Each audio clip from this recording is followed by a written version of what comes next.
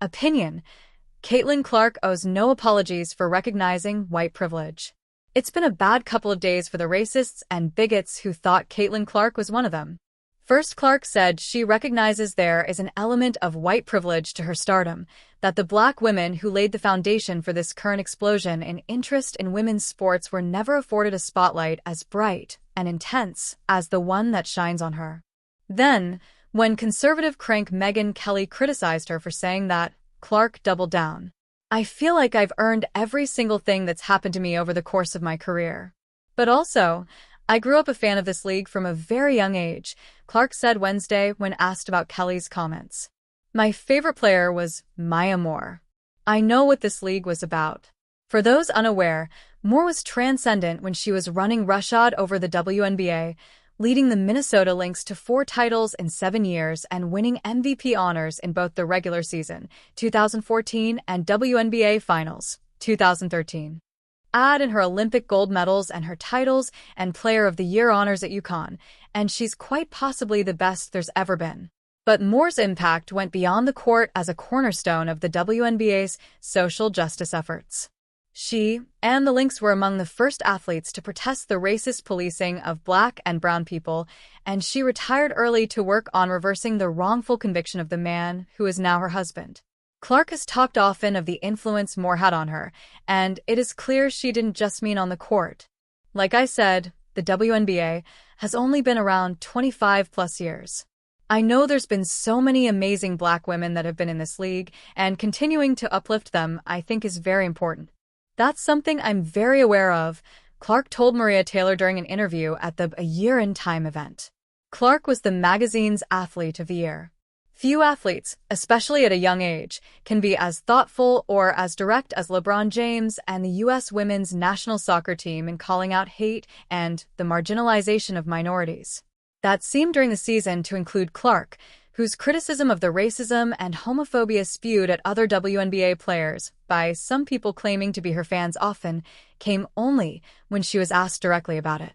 But if those lowlifes, like the woman who wrote Clark's number on the paper talons she wore to a playoff game to mock black players, thought they had Clark's tacit approval, they are now seeing just how wrong they are. So, too, those who thought Clark was too naive to understand why what was being done and said in her name was so problematic. She saw it. All of it. And she wants no part of it. "I want to say I've earned every single thing, but as a white person, there is privilege," Clark told Time in the Player of the Year story. "A lot of those players in the league that have been really good have been black players. This league has kind of been built on them. The more we can appreciate that, highlight that, talk about that, and then continue to have brands and companies invest in those players that have made this league incredible, I think it's very important. I have to continue to try to change that," she added. "The more we can elevate black women, that's going to be a beautiful thing. This isn't self-flagellation," as Kelly sneered. "This isn't condescending or fake.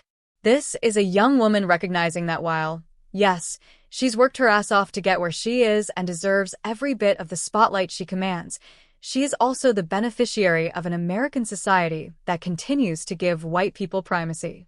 People like Kelly, and unfortunately there are many like her these days, seem to think it's a character flaw to acknowledge that if they recognize privilege exists, it means they aren't deserving of what they've accomplished. That if they say privilege is real, they aren't as exceptional as they think.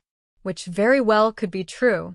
But privilege is simply the recognition that if you are white, male, or appear to be cisgender, society unconsciously gives you a head start.